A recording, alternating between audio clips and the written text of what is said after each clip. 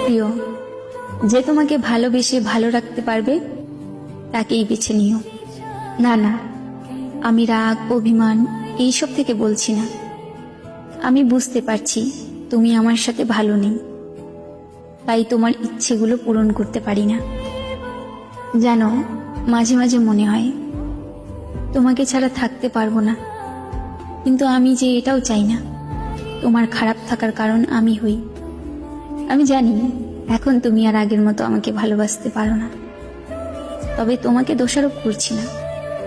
হয়তো এর কারণটাও আমি।